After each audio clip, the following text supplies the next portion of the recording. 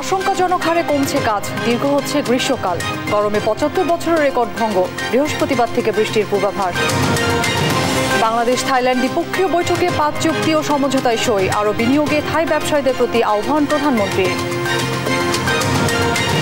বাংলাদেশের উন্নয়ন পাকিস্তানের চোখে পড়লেও দেখে না বিএনপি, মন্তব্য কাদেরের। ফখরুলের বিরুদ্ধে মিথ্যাচারের অভিযোগ। সীমান্তে আবারও বিএসএফের গুলি, জয়পুরহাটে প্রাণ গেল যুবকের। ভারতের বিরুদ্ধে বর্তমান সরকার অসহায়, দাবি বিএনপির। এবং ব্যাংক একীভূতকরণ ঘিরে ছড়িয়েছে আতঙ্ক, গ্রাহকদের দ্বিধা দ্বন্দ্বে কমছে আমানত। নীতিমালায় ধোঁয়াশা দেখছেন বিশেষজ্ঞ। দেখছিলেন শিরোনাম, সংবাদ দুপুরে, সঙ্গে আছি অরিন ইশরাত। গেল ৭৫ বছরের রেকর্ড ভেঙেছে এবারের তাপপ্রবাহ। তীব্র গরমে অতিষ্ঠ জনজীবন। প্রচণ্ড তাপদাহের পর কিছুটা স্বস্তির খবর দিয়েছে আবহাওয়া অফিস। ২ থেকে ৫ মে কালবৈশাখী ঝড় ও বজ্রসহ বৃষ্টির পূর্বাভাস মিলেছে। এর আগ পর্যন্ত হিট অ্যালার্ট অব্যাহত থাকতে পারে বলে জানিয়েছেন আবহাওয়াবিদরা। নিয়াজ মোর্শেদের রিপোর্ট, জানাচ্ছেন মাহমুদ হাসান। গেল ১ মাস ধরে গরমে অতিষ্ঠ জনজীবন। রিকশা চালক, দিনমজুর সহ কর্মজীবী মানুষের ভোগান্তির শেষ নেই। গরম থেকে বাঁচতে একটু ছায়া পেলেই জিরিয়ে নিচ্ছেন অনেকে। বাসায় অত্যাধিক গরম, ফ্যানে বাতাসটা পর্যন্ত গরম লাগে। অসহ্য মানে রাত্রে বিছনায় গেলে সব বাতাসও গরম, বিছনাও গরম। এসিতে বসে ছিলাম না আমরা, তাপমাত্রা বাইরে সুপার দেখি যে প্রচন্ড তাপ, এতক্ষণ আলাপ পাই নাই। কয়েকদিন যাবৎ গরমের প্রকোপটা বেশি ছিল, তবে আজকে মোটামুটি লাগতেছে। ৭৫ বছরের রেকর্ড ভেঙেছে এবারের তাপপ্রবাহ। ঢাকায় শুক্রবার সর্বোচ্চ তাপমাত্রা রেকর্ড করা হয়েছে ৩৯.২ ডিগ্রি সেলসিয়াস। চলমান হিট অ্যালার্ট ২৭ এপ্রিলের পরও থাকতে পারে জানিয়েছে আবহাওয়া অফিস। তীব্র থেকে অতি তীব্র তাপপ্রবাহের কভারেজ এরিয়াটাও কিন্তু অন্যান্য বছরের তুলনায় বেশি ছিল। অর্থাৎ আমি যদি হিসাব করে বলি, তাহলে গত ৭৫ বছরের এই পর এই প্রথম যেটা বাংলাদেশের বেশিরভাগ সময় এবং বেশিরভাগ এলাকায় তীব্র থেকে অতি তীব্র তাপপ্রবাহের কভারেজ এরিয়া ছিল। চলমান তাপপ্রবাহের মধ্যে কিছুটা স্বস্তির খবর দিয়েছেন আবহাওয়াবিদরা। জানান ২ থেকে ৫ মে পর্যন্ত কালবৈশাখী ঝড় ও বজ্রপাত সহ বৃষ্টি হতে পারে। মে মাসের শুরুতে অর্থাৎ ২ তারিখের দিকে যদি আমি স্পেসিফিক বলি, তাহলে ২ মে থেকে কালবৈশাখী ঝড়ের একটা সম্ভাবনা রয়েছে। অর্থাৎ বৃষ্টি এবং বজ্র সহ বৃষ্টি, সেই সাথে কালবৈশাখী ঝড়ের সম্ভাবনা আছে। এই বৃষ্টির কারণেই মে মাসের শুরুর দিকেই তাপমাত্রা কমে গিয়ে কোথাও ২ থেকে ৩ ডিগ্রি সেলসিয়াস পর্যন্ত কমে গিয়ে মানুষের তাপমাত্রা সহনীয় পর্যায়ে ফিরে আসার সম্ভাবনা রয়েছে। তীব্র তাপপ্রবাহের মধ্যে আবহাওয়ার এমন পূর্বাভাসে কিছুটা স্বস্তির আশায় সাধারণ মানুষ। মাহমুদ হাসান, দেশ টিভি, ঢাকা। গরমে নাভিশ্বাস উঠেছে জনজীবনে। বিস্তারিত জানাতে সরাসরি যুক্ত হচ্ছেন সহকর্মী নিয়াজ মোর্শেদ। নিয়াজ, এই যে চলমান তাপপ্রবাহ, এটা আসলে কতটা ভোগান্তির কারণ হয়েছে মানুষের জীবনে?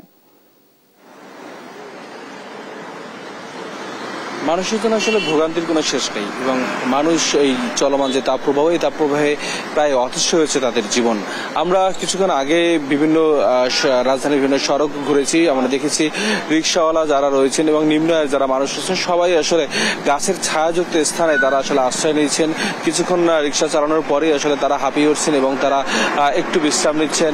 আমরা একজন ভ্যানওয়ালার সাথে কথা বলেছিলাম, সে আপনার বিদায় সরণি থেকে আগারগা আসছিল, সেখানে সেই সঠিক গন্তব্যে তার যাওয়ার আগেই সে হাঁপিয়ে উঠছে। সে আবার আপনার কিছুটা বিশ্রাম নিচ্ছে গাছের ছায়ায় বসে এবং আসলে এক ধরনের একেবারে নাবিশ্বাস হয়ে উঠছে আসলে জনজীবন। এবং সেক্ষেত্রে কিন্তু আসলে এখনো পর্যন্ত কিন্তু আবহাওয়া অফিসের কিন্তু হিট অ্যালার্ট জারি রয়েছে এবং সেই হিট অ্যালার্ট কিন্তু এখনো চলমান রয়েছে এবং আবহাওয়া অফিস কিন্তু বলেছে আগামী ২৮ তারিখে আবার একটা হিট অ্যালার্ট জারি করতে পারে, এমনটা তথ্য তারা বলেছেন। এবং যদিও আসলে আপনার এই গরমে কিন্তু মানুষের ভোগান্তির শেষ নেই এবং সড়কে কিন্তু এবং আপনার মানুষের আনাগোনা কম রয়েছে এবং মানুষের যারা নিম্ন আয়ের যারা মানুষ রয়েছেন তারাও আসলে এক ধরনের আপনার বেশিরভাগ বের হচ্ছে না একেবারে প্রয়োজন ছাড়া। যারা আসলে আপনার কাজ করছেন, বিভিন্ন ব্যবসা বাণিজ্য করছেন, কেউ যদি শরবত বিক্রি করে থাকেন তিনি আসলে ২ ঘন্টা শরবত বিক্রি করে একটু হাঁপিয়ে উঠছেন, আবার তিনি আসলে বিশ্রাম নিচ্ছেন, এরপরে আবার আসলে তিনি তার কাজটি শুরু করছেন, এমনটা আসলে আমাদেরকে জানিয়েছেন যারা নিম্ন আয়ের মানুষ তারা। এবং আপনাকে যদি বলে রাখি, আবহাওয়া অফিসের আজকের যে তথ্য রয়েছে সেটি কিন্তু আজকে রাজধানী ঢাকায় কিন্তু প্রায় ৩৯.২ 2 ডিগ্রি সেন্টিগ্রেড তাপমাত্রা কিন্তু আজকে আপনার রেকর্ড করা হয়েছে এবং যশোরে কিন্তু প্রায় সর্বোচ্চ তাপমাত্রা রেকর্ড করা হয়েছে 42 ডিগ্রি সেন্টিগ্রেড। এবং আপনাকে আরেকটু বলে রাখি যে আজকে কিন্তু আবহাওয়া অফিস বলেছে আমাদেরকে যে 75 বছরের আবহাওয়ার যে রেকর্ড তাপমাত্রার রেকর্ড কিন্তু এই মাসে ভেঙেছে এবং এই মাসে চলতি মাসে সব থেকে বেশি এই 75 বছরের মধ্যে সব থেকে বেশি দিন স্থায়ী রয়েছে আসলে এই তাপপ্রবাহ। এবং একটু স্বস্তির খবর রয়েছে, স্বস্তির খবরটা হলো আগামী মাসের ঠিক 2 তারিখ থেকে আসলে এবং 5 তারিখ পর্যন্ত ঝড়ো হাওয়া কালবৈশাখী ঝড় এবং কোনো কোনো জায়গায় বজ্রপাত হতে পারে, সেই সাথে আসলে হালকা বৃষ্টিও কিন্তু হওয়ার সম্ভাবনা রয়েছে, এমনটা তথ্য দিয়েছেন। তবে এই বৃষ্টি হওয়ার পরে কিন্তু এবং এই বৃষ্টি হওয়ার পরে কিন্তু আরো একটি আপনার তথ্য রয়েছে যে এরপরে কিন্তু আগামী মাসে আরো আসলে আপনার তাপ প্রবাহ কিন্তু বইতে পারে, এমনটা কিন্তু বলেছেন আমাদেরকে আবহাওয়া অফিস থেকে। তবে এখনই আসলে তারা সঠিক বলতে পারছেন না যে আসলে তাপ প্রবাহ আগামী মাসে পুরোপুরি থাকবে কিনা। এই ছিল আমার কাছে আবহাওয়ার সর্বশেষ তথ্য। নিয়াজ, আপনাকে ধন্যবাদ। দর্শক, চলমান তাপপ্রবাহের খবর জানাচ্ছিলেন আমাদের সহকর্মী। তাপমাত্রা বৃদ্ধিতে জলবায়ু পরিবর্তন দায়ী হলেও বড় ভূমিকায় অপরিকল্পিত নগরায়ন। বিশেষজ্ঞরা বলছেন ঢাকায় পর্যাপ্ত খাল এবং পুকুর না থাকায় তাপমাত্রা বাড়ছে। পরিবেশ কর্মীদের দাবি 24 বছরে ঢাকার গাছ কমেছে 57 ভাগ। 28 বছরে ঢাকা থেকে 24 বর্গ কিলোমিটার সম আয়তনের জলাধার ও 10 বর্গ কিলোমিটার সবুজ কমেছে। এতে তীব্রতা বাড়ছে গরমের। SM সালাউদ্দিনের ক্যামেরায় বিস্তারিত জানাচ্ছেন মাজহারুল ইসলাম। ছায়া ঘেরা সুনিবিড় রমনা পার্ক, 2 শতাধিক প্রজাতির ছোট বড় গাছ আছে এখানে। বৈশাখের তীব্র খরতাপে অনেকে আশ্রয় খুঁজে নিয়েছেন রাজধানীর এই প্রাণকেন্দ্রে। প্রকৃতির নিঃশ্বাসটা নেওয়ার জন্য ঢাকা শহর এই রমনাতে আসে। ঢাকা বিশ্ববিদ্যালয় এলাকায় বেশি গাছ থাকায় তাপমাত্রা তুলনামূলকভাবে অন্য এলাকার চেয়ে কম। ঢাকার অন্যান্য অঞ্চলের চাইতে সবসময়ই 3 থেকে 4% তাপমাত্রা কম থাকে। ঠিক বিপরীত চিত্র, যেসব জায়গায় তুলনামূলক গাছ কম সেখানে তাপমাত্রা বেশি। সূর্যের তীর্যকতা দেখে মনে হয় আফ্রিকা মহাদেশের কোনো দৃশ্য, অথচ এটি রাজধানী ঢাকা, যেখানে প্রতিনিয়ত বৃদ্ধি পাচ্ছে তাপমাত্রা। তাপমাত্রা এত পরিমাণ বেড়ে যাচ্ছে, এই তুলনায় দেখা যায় যে রাস্তায় ছাতা ছাড়া বের হওয়া যাচ্ছেই না টোটালি। এত গরম, এই গরমটা অসহ্য গরম, বাট যাইতে হইতেছে আমাদের। আবহাওয়াবিদরা বলছেন রাজধানী ঢাকায় পর্যাপ্ত খাল ও পুকুর না থাকায় তাপমাত্রা বৃদ্ধি পাচ্ছে দিন দিন। গাছপালা যেমন বাড়াতে হবে, আমাদের আশেপাশের লেক, বিশেষ করে যেমন হ্রদ, খাল, বিল, এগুলোকে পরিষ্কার পরিচ্ছন্ন রেখে, নদী নালাগুলো পরিষ্কার পরিচ্ছন্ন রেখে পানির প্রবাহটা ঠিকমতো রাখতে হবে, তাহলে তাপমাত্রা কিছুটা স্বাভাবিক কমে যায়। নগর বিশেষজ্ঞদের মতে নগরের তাপমাত্রা বৃদ্ধির জন্য জলবায়ু পরিবর্তন দায়ী হলেও অনেক দায় আছে কর্তৃপক্ষেরও। এখন যে তাপমাত্রাটা আছে সেই তাপমাত্রার প্রভাবটা কনক্রিটের মাত্রা বেড়ে যাওয়া, সবুজ কমে যাওয়াটা আমাদের দেখা যাচ্ছে যে 5, 6, 7 ডিগ্রি সেলসিয়াসের মতো তাপমাত্রা আমাদের বেড়ে যাচ্ছে নগর এলাকাগুলোতে। এই জন্যই বৈশ্বিক তাপমাত্রাটাই শুধু না, আমাদের ধ্বংসাত্মক নগরায়ন আমাদের এই বর্তমান পরিণতির জন্য দায়ী। আর বেলার নির্বাহী প্রধান সৈয়দ রিজওয়ানা হকের পর্যবেক্ষণ, উন্নয়নের নামে যেভাবে গাছপালা নিধন করা হচ্ছে তার প্রভাবে দীর্ঘ হচ্ছে গ্রীষ্মকাল। তাপমাত্রা হয়তো আপনি সবসময় কমিয়ে রাখতে পারবেন না, যেটা বৈশ্বিক প্রভাবে হয়, কিন্তু সহনশীল বা সহনীয় মাত্রায় রাখবার জন্য আপনাকে গাছ অবশ্যই লাগাতে হবে। এই তাপটাকে প্রতিরোধ করার জন্য কি কি করা যায় নাগরিক পর্যায়ে, সামাজিক পর্যায়ে, এলাকার পর্যায়ে, রাষ্ট্রীয় পর্যায়ে, সরকারি পর্যায়ে, এটা আমাদেরকে ঠিক করে এখনই কাজে নামতে হবে। ঢাকা শহর যে বসবাসের অযোগ্য হয়ে গেছে, আমরা তো বহুদিন যাবৎ বলছি। আপনি এই মুহূর্তে একটা গ্রামে যান, গ্রামে আপনার কাছে এতটা গরম লাগবে না। ঢাকার 20% এলাকায় গাছপালা থাকার কথা থাকলেও আছে মাত্র 5.9% এলাকায়। এটি রাজধানী ঢাকার ফুসফুস খ্যাত রমনা পার্ক, যেখানে রয়েছে পর্যাপ্ত গাছপালা এবং একটি লেক। তীব্র গরমে যখন অতিষ্ঠ জনজীবন, তখন কিছুটা হলেও স্বস্তি আছে এই জায়গাটিতে। গত 10 বছরে রাজধানী ঢাকায় যে অনুপাতে গাছ কাটা হয়েছে, লাগানো হয়নি সেই অনুপাতে, যার প্রভাব হারে হারে টের পাচ্ছে রাজধানীবাসী। প্রকৃতির বন্ধুখ্যাত এই গাছগুলোই পারে বিপর্যয় থেকে রক্ষা করতে। আসুন আমরা বেশি বেশি গাছ লাগিয়ে আমাদের নগরী ঢাকাকে সবুজের নগরী হিসাবে গড়ে তুলি এবং তাপদাহের বিপর্যয় থেকে রক্ষা করি। মাজহারুল ইসলাম, দেশ টিভি, ঢাকা। তীব্র দাবদাহে পানির জন্য হাহাকার বাড়ছে। রাজধানীর বিভিন্ন এলাকায় মিলছে না বিশুদ্ধ সুপেয় পানি। কোথাও খোঁজ মিললেও লম্বা লাইনে দাঁড়িয়ে নিতে হয় সীমিত পরিমাণ পানি। তা দিয়েই কোনো রকমে চলে রোজগার নাওয়া খাওয়া। রাজধানীবাসীর পানি ভোগান্তি নিয়ে জান্নাতুল মোহনার রিপোর্ট। রাজধানীর পশ্চিম ভাসান থেকে ওয়াসারে লাইনের পানি দুর্গন্ধময়। গেল কয়েক বছরেও এ অবস্থার পরিবর্তন হয়নি এখানে। বিশুদ্ধ পানির অভাবে এলাকায় যেন বেঁচে থাকাই দায়। তীব্র গরমের মাঝে এমন পানি পান করে এলাকাবাসী পানিবাহিত নানা রোগে ভুগছেন। এ নিয়ে কর্তৃপক্ষের কোনো মাথা ব্যথাই নেই বলে অভিযোগ তাদের। গায়ে ঘামাসির মতন উঠে গেছে শরীরে। মানে এমন গুয়ের পানি আসে, গন্ধের জ্বালায় খাওয়া যায় না। ঘামে অস্থির হয়ে যায়, ঘামে গন্ধ ছুটে যায়, কারণ তাও গোসল করতে পারি না পানি লেগে। রাজধানীর মোহাম্মদপুর ৩১ নং ওয়ার্ডের চিত্র। একে তো তীব্র গরম, তার উপর নেই পানি।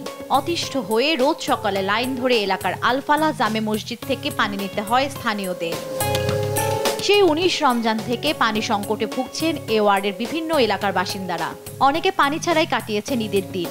আর এখন তীব্র দাবদাহে গোসল তো দূরের কথা, সুপেয় পানির হাহাকারে কাটছে তাদের জীবন। বড়দের পাশাপাশি শিশুরাও নিজেদের চেয়ে ভারী বোতল টানছেন সকাল সন্ধ্যা। পানি নেই আর হাত ব্যথা করে, পরে এই জন্যই বেঙ্গালি নিয়ে পানি ভরি। বুঝতে পারেন, সারাদিন কাজ করার পরে পানি নিলে কেমন কষ্ট হয়। প্রচুর মানুষ সকাল ৬টা থেকে দূরে রাত্রে ১১টা পর্যন্ত পানি দিয়ে কুলান জানা, পানি ভরেও কুলান জানা। চাল দেওয়া পানিটাও যে গাছে ধোয়ার জন্য রেখে দেয়, তরকারি ধোয়ার জন্য পানিটা আমি নষ্ট করি না। বিশুদ্ধ পানি পেতে চাইলে ওয়াসার প্রতি গাড়িকে দিতে হচ্ছে ৬০০ থেকে ৮০০ টাকা। আর এজন্য অপেক্ষা করতে হয় গভীর রাত পর্যন্ত। অর্ডার করেছিলাম 12:30টার দিকে, রাত্রি 1:30টার সময় পানি পেয়েছি। আমরা কিনে আনছি, সেখানেও গাড়ি একটা তো কিউ আছেই, যারা দিতে আসছে তাদের আবার টিপসেরও ব্যাপার এখানে রয়েছে। ছোট একটা গাড়ি দিচ্ছে 400 টাকা, সেটা আমার একবার চলছে, একবার উঠানো গেছে। এলাকাবাসীর দাবি, পাম্প ঠিক করার নামে নানা বাহানায় সময় পার করছে ওয়াসা। এনাদেরকে কমপ্লেনের পর কমপ্লেন করা হচ্ছে, এরা বলছে আচ্ছা দিচ্ছি, দেবো, হচ্ছে আমরা কাজ করছি, কাজ করছে তো করছে। এলাকাবাসীর এমন অভিযোগ শুনে আগামী সোমবারের মধ্যে এলাকার পানির সমস্যা সমাধানের আশ্বাস দেন ওয়ার্ড কাউন্সিলর। কোনো গাফলতি নাই, তবে এই পাম্প একটা নতুন করে বোরিং করতে একটু সময় লাগে। এটা আশা করি সোমবার দিন থেকে পানি মানুষ পাবে। এছাড়া গুলশান, নন্দীপাড়া, ইব্রাহিমপুর, মণিপুর, সোলমাইট, মাটিকাটা সহ রাজধানীর বেশ কিছু এলাকায় চলছে তীব্র পানির সংকট। জান্নাতুল মোহনা, দেশ টিভি, ঢাকা। থাইল্যান্ডের সঙ্গে ৫টি চুক্তি ও সমঝোতা স্মারক সই করেছে বাংলাদেশ। থাই গভর্নমেন্ট হাউসে দেশটির প্রধানমন্ত্রী শ্রেথা থাভিসিন ও প্রধানমন্ত্রী শেখ হাসিনার উপস্থিতিতে এসব চুক্তি সই হয়। পরে যৌথ সংবাদ সম্মেলনে বাংলাদেশের স্বাস্থ্যসহ নানা খাতে বিনিয়োগের প্রস্তাব দেন থাই প্রধানমন্ত্রী। আর রোহিঙ্গা সংকটে বাংলাদেশের পাশে থাকায় দেশটিকে ধন্যবাদ জানান প্রধানমন্ত্রী শেখ হাসিনা। থাই ব্যবসায়ীদের বাংলাদেশে আরও বিনিয়োগের আহ্বানও জানান তিনি। আরও জানাচ্ছেন জুবায়ের রাজিন। থাইল্যান্ড সফরের তৃতীয় দিন শুক্রবার সকালে দেশটির প্রধানমন্ত্রী শ্রেথা থাভিসিনের সঙ্গে দ্বিপক্ষীয় বৈঠকের জন্য গভর্নমেন্ট হাউসে যান প্রধানমন্ত্রী শেখ হাসিনা। সেখানে জাঁকজমকপূর্ণ অনুষ্ঠানের মাধ্যমে বাংলাদেশের প্রধানমন্ত্রীকে স্বাগত জানান থাই প্রধানমন্ত্রী। এ সময় বাংলাদেশের সরকার প্রধানকে লাল গালিচা সংবর্ধনা ও গার্ড অব অনার প্রদান করা হয়। পরে শ্রেথা থাভিসিনের সঙ্গে বৈঠক করেন শেখ হাসিনা। বৈঠকে দুই দেশের প্রধানমন্ত্রীর উপস্থিতিতে একটি চুক্তি, 3টি সমঝোতা স্মারক ও একটি আগ্রহপত্রে সই হয়। বৈঠক শেষে যৌথ সংবাদ সম্মেলনে শুরুতে কথা বলেন শ্রেথা Thavisin. We also attach importance to the improvement of infrastructure and connectivity. The commencement of direct shipping between Ranong Port and Chittagong Port will enhance our maritime connectivity and help bolster our economic activities. আর রোহিঙ্গা সংকটে বাংলাদেশের পাশে থাকার জন্য থাইল্যান্ডকে ধন্যবাদ জানান শেখ হাসিনা।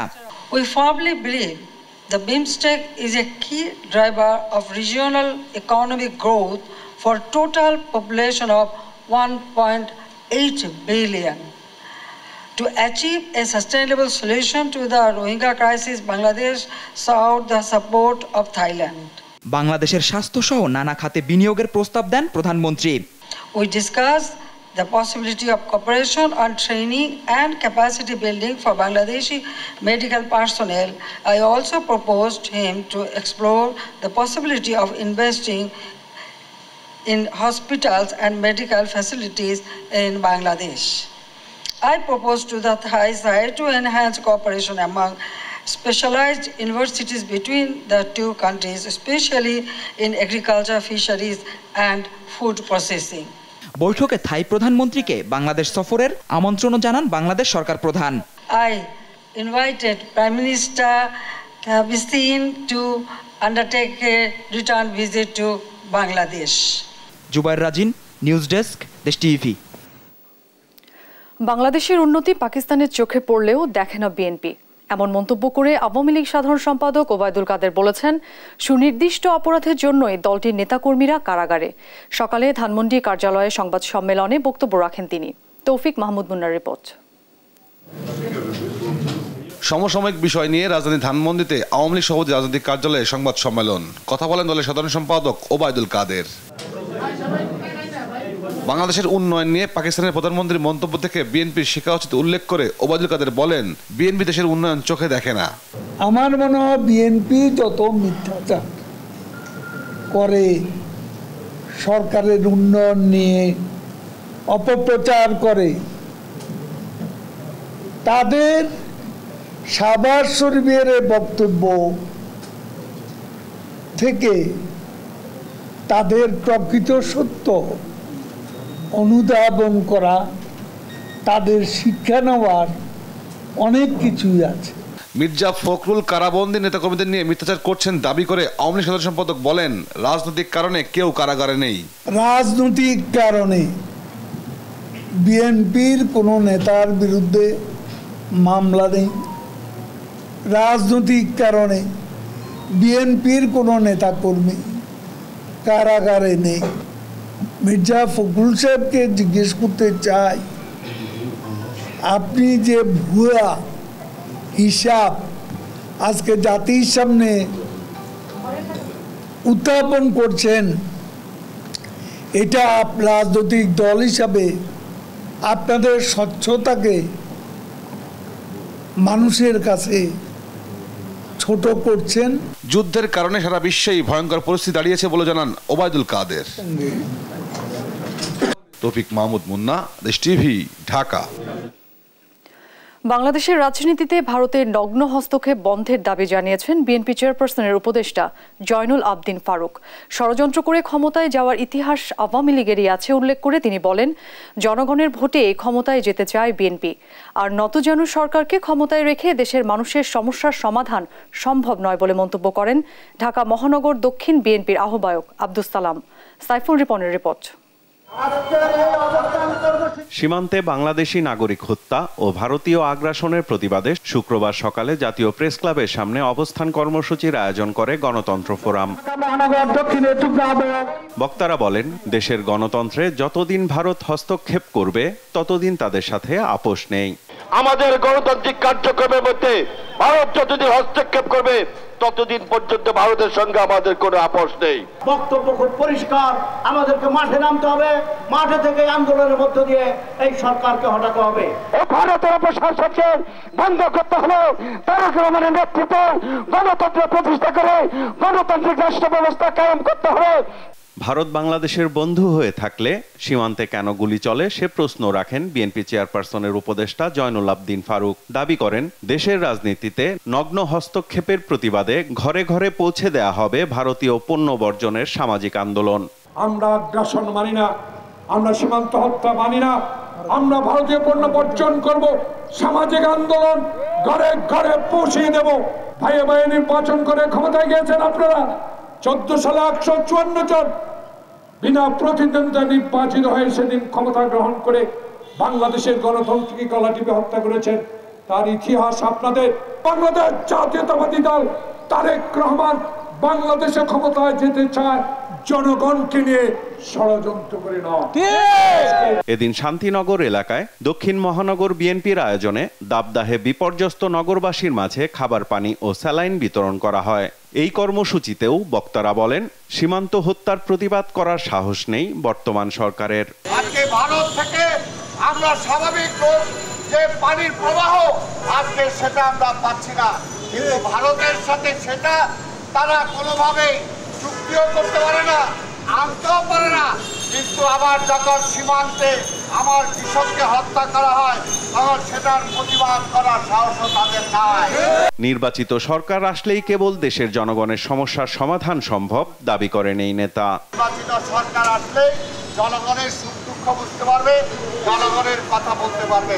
সাইফুল রিপন, দেশ TV, Dhaka.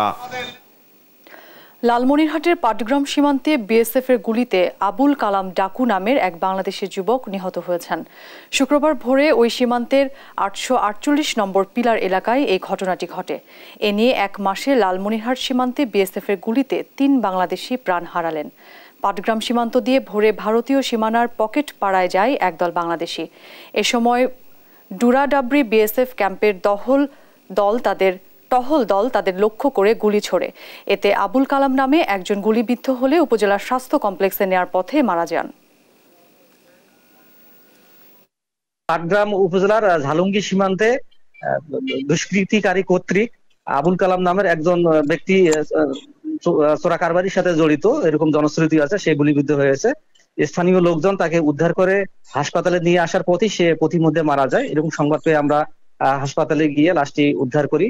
লাশের সুরতহাল করা হয়েছে, ময়নাতদন্তের জন্য প্রয়োজনীয় ব্যবস্থা গ্রহণ করা হচ্ছে এবং পরবর্তীতে প্রয়োজনীয় আইনানুগ ব্যবস্থা গ্রহণ করা হচ্ছে। সংবাদ দুপুরে আরো থাকছে। খুচরা বাজারে বেড়েছে তেল ও মাছ মাংসের দাম, চাল সহ অন্যান্য পণ্যের দাম অপরিবর্তিত, ব্যয় বাড়ায় হিমশিম খাচ্ছে মানুষ।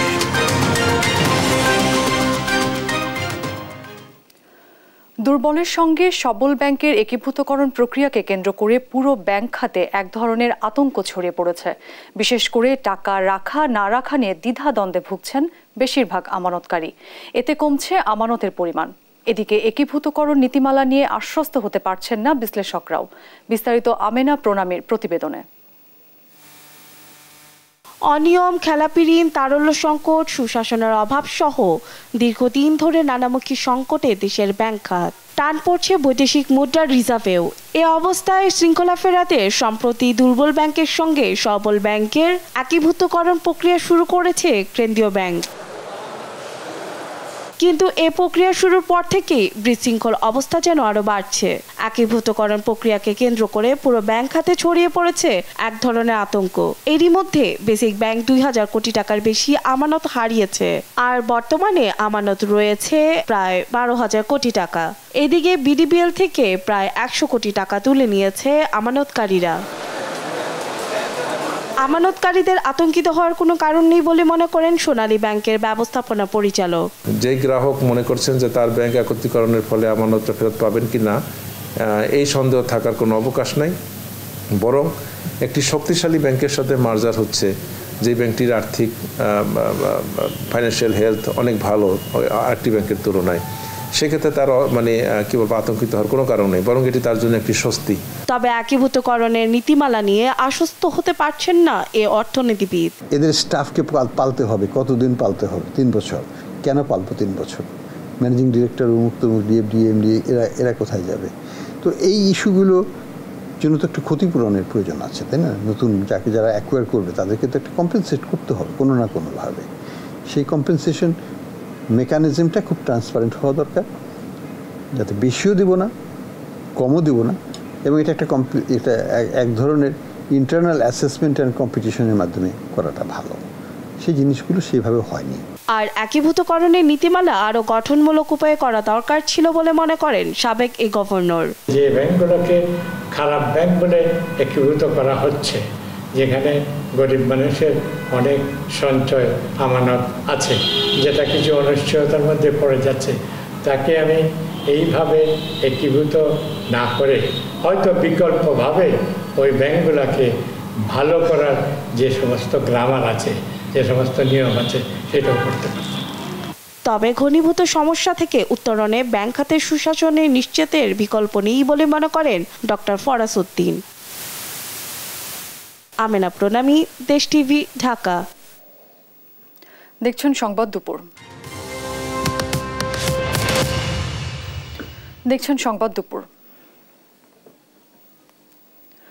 সড়ক দুর্ঘটনায় 2 শিক্ষার্থী নিহতের ঘটনায় চুয়েট বন্ধ ঘোষণার পর আন্দোলন স্থগিত করেছে শিক্ষার্থীরা। স্থগিত ঘোষণার পর বৃহস্পতিবার মধ্যরাত থেকে চট্টগ্রাম কাপ্তাই সড়কে গাড়ি চলাচল স্বাভাবিক হয়।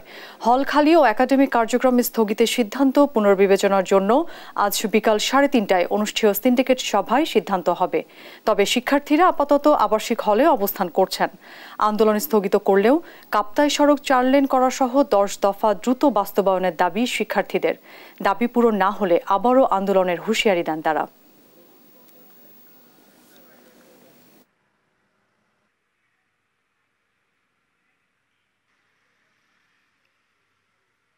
হল ভ্যাকেন্ট দেওয়া হয়েছে এবং হল ভ্যাকেন্ট দেওয়া হওয়ার পরও আমরা শিক্ষার্থীরা যায়নি, শিক্ষার্থীরা সবকিছু লক করে দিয়েছিল। আমাদের যত গেটগুলো ছিল কেউই যায়নি, কেউ হল ছাড়তে যায়নি। যত আমাদের কারেন্ট বিদ্যুৎ সব কারেন্ট অফ করে দেওয়ার পরও আমরা কেউ যাইনি। ক্যাম্পাস ছাড়ার যে ব্যাপারটা সেটা গতকালকে হল ভ্যাকেন্ট নিয়ে একটা নোটিশ দেওয়া হয়েছিল অথরিটি পক্ষ থেকে। তো এরপর কিন্তু শিক্ষার্থীরা তখন আন্দোলন চলমান হয়, কেউই হল ছাড়েনি, সবাই নিজে হলে অবস্থান করছে।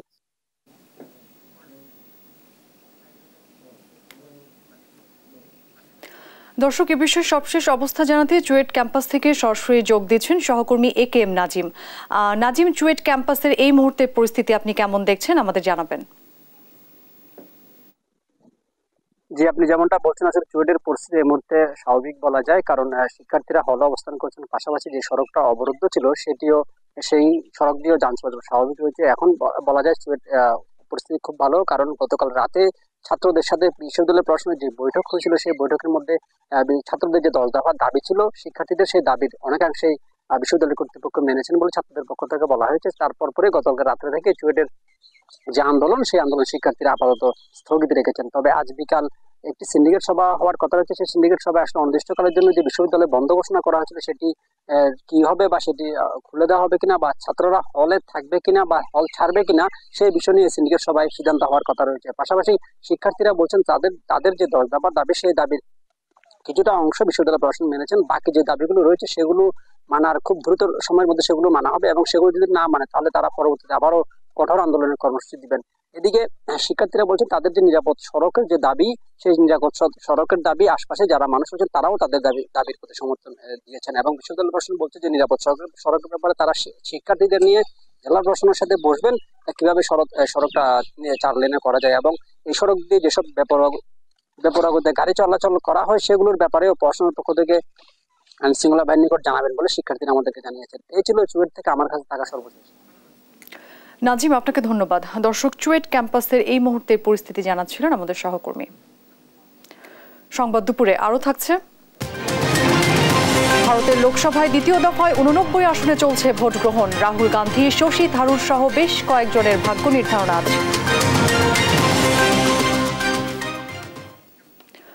অনুষ্ঠিত হল 46তম BCS এর প্রিলিমিনারি পরীক্ষা। 3140 পদের বিপরীতে এতে অংশ নেন 3,38,000 পরীক্ষার্থী। পরীক্ষার সময় কেন্দ্রগুলোর বাইরে ছিল অভিভাবকদের অধীর অপেক্ষা। 50 দিনের মধ্যে পরীক্ষার ফল প্রকাশের কথা জানিয়েছেন PSCর চেয়ারম্যান। বিস্তারিত ইফতেখার রেজার রিপোর্টে। 46তম BCS এর 200 নম্বরের প্রিলিমিনারি পরীক্ষা সকাল 10টায় শুরু হয়ে চলে দুপুর 12টা পর্যন্ত। 3140 পদের বিপরীতে পরীক্ষায় অংশ নেন 3,38,000 পরীক্ষার্থী। পরীক্ষা চলাকালীন কেন্দ্রগুলোর বাইরে দেখা যায় অভিভাবকদের ভিড়। সন্তানদের সাফল্য নিয়ে আশাবাদী তারা। আমি শুধু সেই ফরিদপুর থেকে মেয়ে নিয়ে একা একা এই পর্যন্ত আসছি, নিশ্চয়ই ভালো ফলাফলের আশা। আমার মেয়ে পরীক্ষা দেয়, ইনশাল্লাহ আমি আশাবাদী আর কি। আমার মেয়ে কারণ সব রেজাল্ট ভালো। মানে থেকে আসছে আমার মেয়েকে নিয়ে। পরীক্ষা খুবই সুন্দর পরিবেশ, এবং আশা করি আল্লাহর রহমতে আমার মেয়ে ভালো রেজাল্ট করবে। পরীক্ষা শেষে শিক্ষার্থীরা জানান ভালোভাবে পরীক্ষা দিতে পেরে খুশি তারা। এই তো আলহামদুলিল্লাহ ভালোই দিছি, আশা করছি ইনশাল্লাহ ভালো হবে। প্রশ্নটা একেবারে ভালো হয় নাই, আবার খারাপও হয় না, স্ট্যান্ডার্ড মানের আসছে। মানে সাজেশনে যা যা ছিল তার অনেকটাই এসেছে, তবে সব আনসার করা সম্ভব হয়নি। তবে আশা করি ফল অতটাও খারাপ হবে না। আমার প্রিপারেশন আরেকটু ভালো হতে পারতো, কিন্তু প্রশ্নপত্র ভালোই হয়েছে, যথেষ্ট এরকম। তবে কোনো শিক্ষার্থী জানান প্রশ্নপত্রের বাংলা ও ইংরেজি অংশ কিছুটা কঠিন হয়েছে।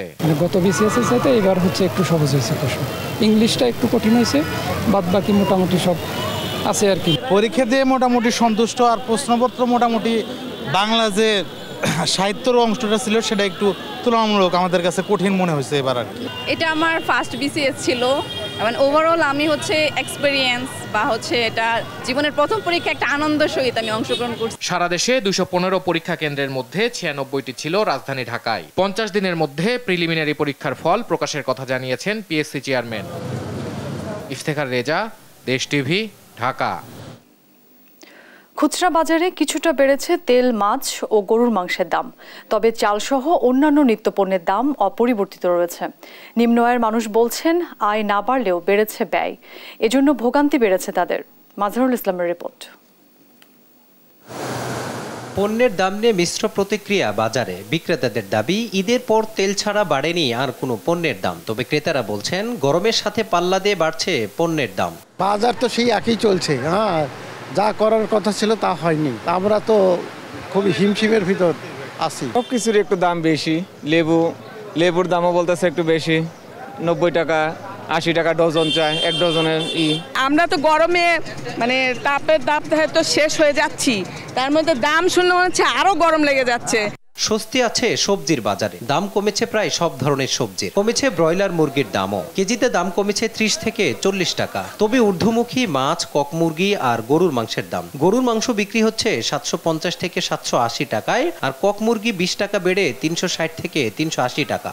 গরুর বাজার আগের থেকে অনেক চড়া, সেজন্য গরুর গোশতের দামটা একটু বাড়তি। তো গরুর মাংসের দাম বেশি মনে হচ্ছে অনেক, যেটা আমরা কেনার মতো সাধ্য হচ্ছে না কি। এখন যে নদীর মাছগুলো আছে আগের থেকে কিছু পরিমাণ বেশি আছে, কারণ কি এখন নদীর নালা শুকিয়ে গেছে, আগের মতন নদীর মাছটা আসে না, এর জন্য এখন দাম কিছুটা বৃদ্ধি হয়েছে। দাম কিছুটা বাড়ছে। রুই মাছের কেজি মনে করেন কিনছিলাম আমি তখন 250 টাকা অথবা 280 টাকা দিয়ে, এখন ওই মাছে দেখা যাচ্ছে আমার কাছে 320 টাকা 350 টাকা চাচ্ছে। স্থিতিশীল রয়েছে চালের বাজার। পুরাতন মিনিকেট চাল বিক্রি হচ্ছে 70 থেকে 72 টাকায়, তবে নতুন চাল বিক্রি হচ্ছে 66 থেকে 68 টাকায়। নতুন চালের সরবরাহ বাড়লে দাম আরো কমবে বাজারে। এখন বর্তমানে পুরান চালের দামটা আগের রেডি আছে, বিক্রি করতেছে, আর নতুন বাজার কিছু আছে 2-1 টাকা প্রতি কেজিতে কম দেখা যাচ্ছে। ঈদের পরে এখনো পুরান চাউলও আছে, তবে রেট আর বাড়েনি, এখন চালের দাম কমে গেছে। আর নতুন চাল আস্তে আস্তে আমদানি হইতে আসছে, বাজারে কিছুটা আসছে, তো ওগুলো চালের দামও রেট একটু কমে গেছে। ঈদের পর থেমে গেছে সরকারের বাজার তদারকি ব্যবস্থা, যার প্রথম ধাক্কা তেলের বাজারে। ক্রেতাদের দাবি, বাজার তদারকি বাড়ালে অস্থিরতা কমবে। মাজহারুল ইসলাম, দেশ টিভি, ঢাকা। দেখছেন সংবাদ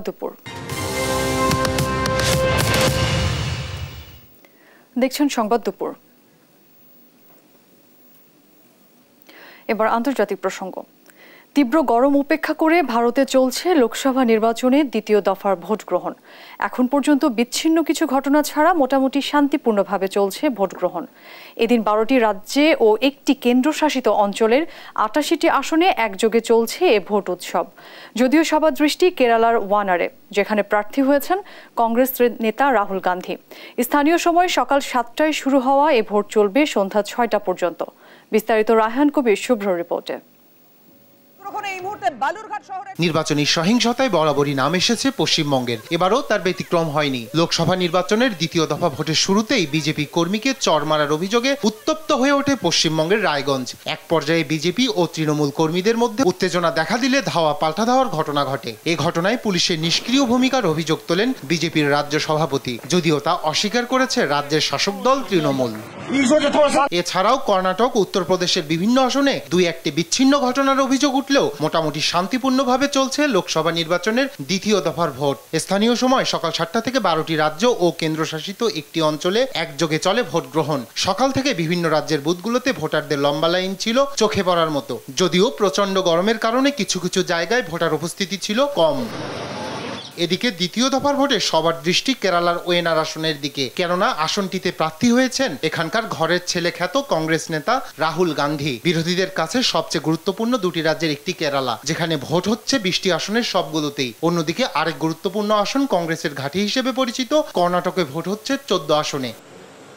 দ্বিতীয় দফা ভোটের লড়াইয়ে মাঠে রয়েছেন একাধিক হেভিওয়েট প্রার্থী। তাদের মধ্যে রয়েছেন কংগ্রেস নেতা রাহুল গান্ধী, শশী থারুর, হেমা মালিনীর মতো তারকা প্রার্থীরা। এদিন নরেন্দ্র মোদীর মন্ত্রিসভার একাধিক সদস্যের ভাগ্য পরীক্ষা হবে বলে মনে করছেন বিশ্লেষকরা। সকালে নিজ কেন্দ্রে ভোট দেন কংগ্রেস নেতা শশী থারুর। অন্যদিকে বেঙ্গালুরুতে ভোট দিতে দেখা যায় কেন্দ্রীয় অর্থমন্ত্রী নির্মলা সীতারামনকে। ভোটের পরিবেশ নিয়ে জানান নিজেদের সন্তুষ্টির কথা। এদিকে নির্বাচনের একদিন আগে জনগণের সমর্থন চেয়ে ভিডিও বার্তা দিয়েছেন কংগ্রেস নেতা রাহুল গান্ধী। এতে এবারের নির্বাচনকে অস্তিত্ব রক্ষার লড়াই বলেও উল্লেখ করেন তিনি। দ্বিতীয় এই ধাপে মণিপুর রাজ্যের 20টি, কেরালার 20টি, কর্ণাটকের 14টি, রাজস্থানের 13টি, উত্তরপ্রদেশ ও মহারাষ্ট্রের 8টি করে, মধ্যপ্রদেশের 7টি, আসাম ও বিহারের 5টি করে, পশ্চিমবঙ্গ ও ছত্তিশগড়ের 3টি করে এবং ত্রিপুরা ও জম্মু কাশ্মীরে 1টি করে আসনে হচ্ছে ভোট। এর মধ্যে পশ্চিমবঙ্গের 3টি লোকসভা আসন দার্জিলিং, বালুরঘাট ও রায়গঞ্জে হচ্ছে ভোট। রায়হান কবির শুভ্র, নিউজ ডেস্ক, দেশ টিভি।